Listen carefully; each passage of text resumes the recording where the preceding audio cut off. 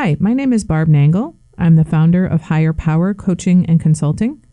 I want to welcome you to my podcast, Fragmented to Whole, Life Lessons from 12-Step Recovery.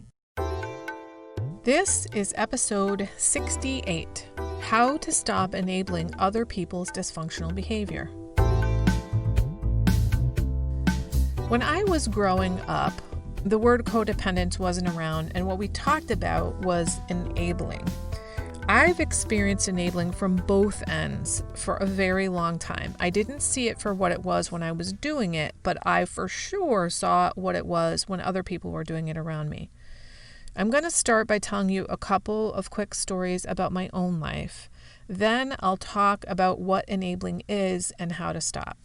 So here's the story from my adolescence. One night when I was, 14, a whole group of us went to the movies and somebody brought some liquor, and there was a couple, a boy and a girl, who got so drunk that they passed out, and she vomited all over both of them. I brought her home to get her cleaned up and had her stay overnight at my house because as a group, we kind of figured her parents would probably murder her if we brought her home passed out drunk and covered with vomit. And we thought that the consequences of her coming home clean and sober the next day, having not called, were probably less. So I brought her to my house, took her clothes off, did her laundry, and this is at after midnight. And also, P.S., I'd literally never done laundry before that in my life. I brought her into the bathroom and did the best I could to wash the vomit out of her hair while she was passed out. And my mom woke up and yelled from her room, "What are you doing?" And I said, "Terry's sleeping over and she's taking a shower." And my mom was like, "At this hour? Why?" And I said, "Because she's dirty," which is pretty laughable right now. The next day after she left, my mom asked me if I had been drinking last night. And I said no. And she was like, "Okay, was anybody else with you drinking?" And I was like, "Yeah." And then she asked me if I smoked weed, and I told her I did. I hadn't actually started drinking alcohol then. I didn't start until I was 16, but I had been smoking weed since the first week of high school. And anyway, then she asked me if my older brother smoked weed. And I remember very specifically saying to her, "Do you want me to tell you the truth or do you want me to lie to you?" And she said, "I want the truth." And I said, "Yeah, he does." Now, it didn't even occur to me to say, "You should ask him." So here's where the enabling comes in. What she said to me after this conversation is, "I'd rather have you guys getting high here in my home where I know where you are than out in the streets." Now, she did this because she thought she was being helpful. But what she did was give us permission to start smoking weed in the rec room in our basement, which eventually turned into what we called the opium den. For years, kids would come over to our house and party, and my mom let it happen. Eventually, over time, we would go on to say that they wrote the book, The Enabler, about our mom. Now, years later, after my brother got into a drunk driving accident when he was 24, he went into rehab and got sober. And he would tell stories about my mom. And one of the things he said repeatedly was this: "I could have come home with a sack full of human heads and mom would have made it okay." Now, I eventually said, "Listen, I cannot hear you say that anymore. Not only is it absolutely horrifying, but it sounds to me like you're blaming mom for your drinking. Yeah, she made it easier for you, but she didn't pour the liquor down your throat." But my point is that he was making it a very stark example of her enabling whatever it is he wanted to do. So I think that you get the idea that I grew up with an enabler. And years later, surprise, surprise, I became an enabler myself. But what I did was often more subtle than what my mom did. So if you have been listening to my podcast since the beginning, you know that the way that I got into recovery was that I befriended a homeless man named Dan, who I met through a project serving homeless people from my church. And I invited him to stay at my home overnight at my home one night, and he did. And then another time and another time. And then 4 months later, he was practically living with me. And I was enabling to not reap the consequences of his homelessness by allowing him a place to stay. He had a couch with clean linens on it. He could take a shower. I allowed him to eat my food. I drove him places. I bought him cigarettes. I made his life a lot easier. I remember one time talking to him and saying something about how hard his life was. And he was like, "Are you fucking kidding me?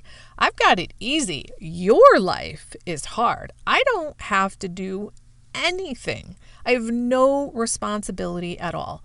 And at first I thought that was crazy. Like, he lives out in the elements. He's got no stability. He's got no security. He doesn't know where his food's coming from.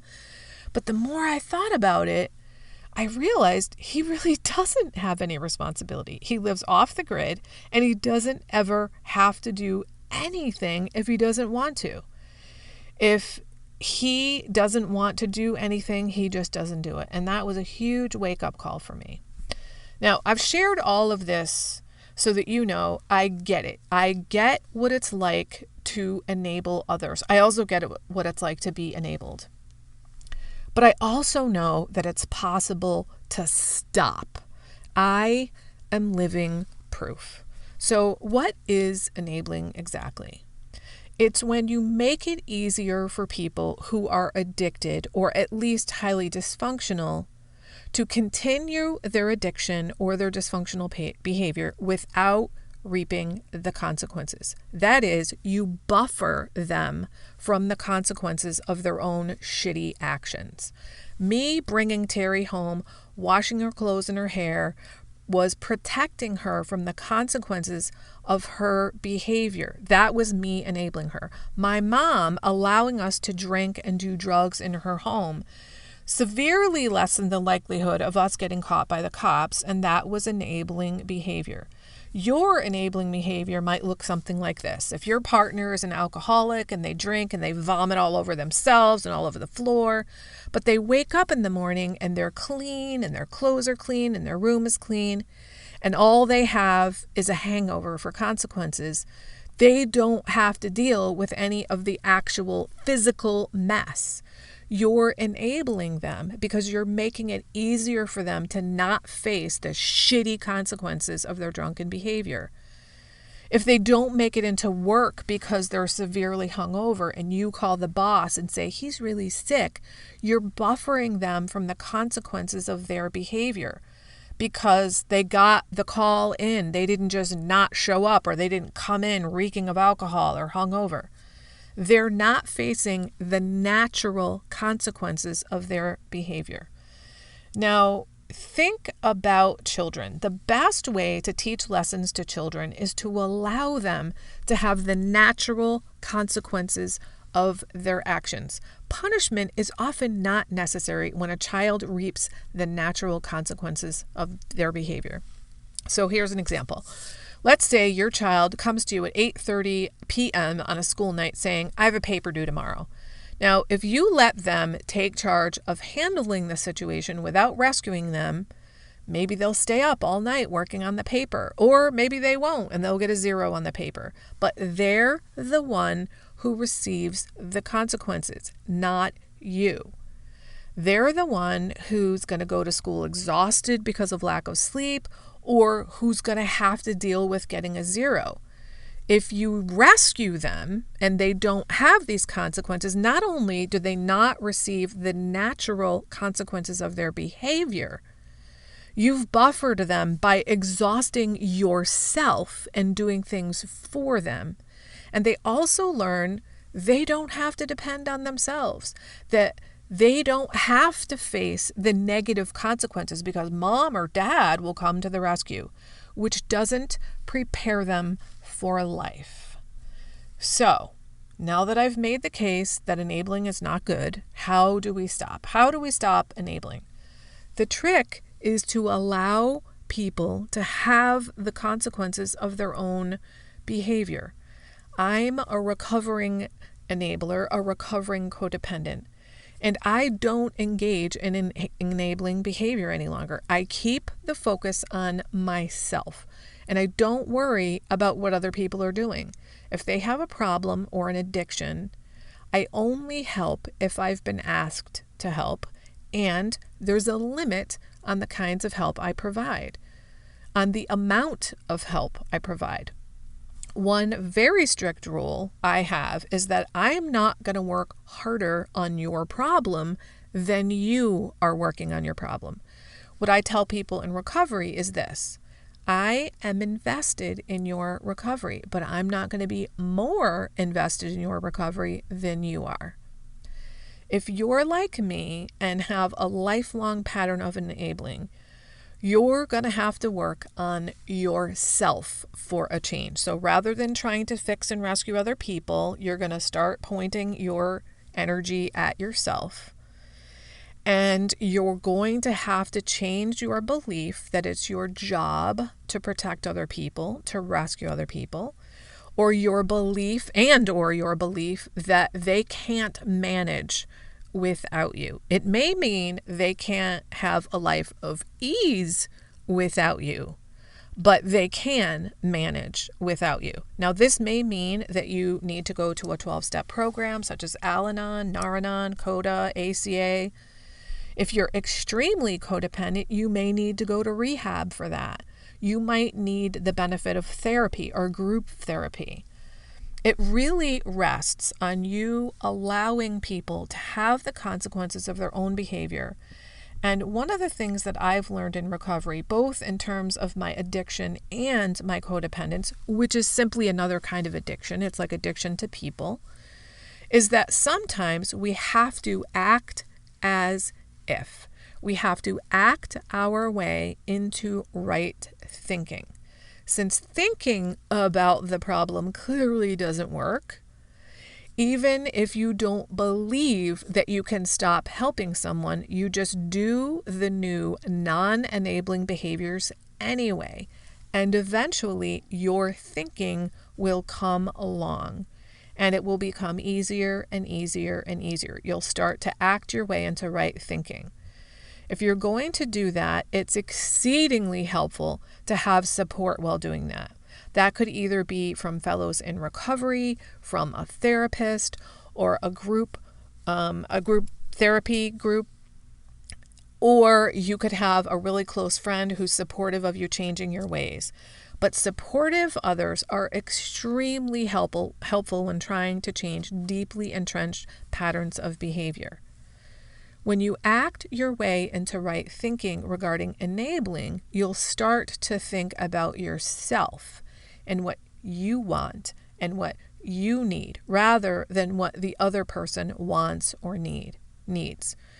Now, if you're having a hard time with this concept of acting as if, listen to episode 25, which is about acting as if. That might be helpful to you. And you might also find my episode 27, which is on getting out of enmeshment, helpful too. Now, if you think this has been helpful and you know somebody who has difficulty with enabling, please share this episode with them. And also, don't forget to follow me on Instagram at Higher Power Coaching. I hope that this has been helpful to you in understanding what enabling is and how to stop. Namaste, my friends. That's it for today. If you like what you've heard here, then you just might be interested in private coaching with me. If that sounds like you, head on over to my website, which is higherpowercoachingandconsulting.com, and click on the contact menu. I'd be happy to schedule a consultation with you to help you make lasting changes in your life, like I've made deep, lasting changes in my life. My ideal client is someone who is ripe for change, but I'll coach anyone who wants to be happy, joyous, and free. So if that's you, shoot me an email. I'd love to hear from you. Thanks for listening. Be sure to like and subscribe so you can be sure to get future episodes of my podcast. Thanks again.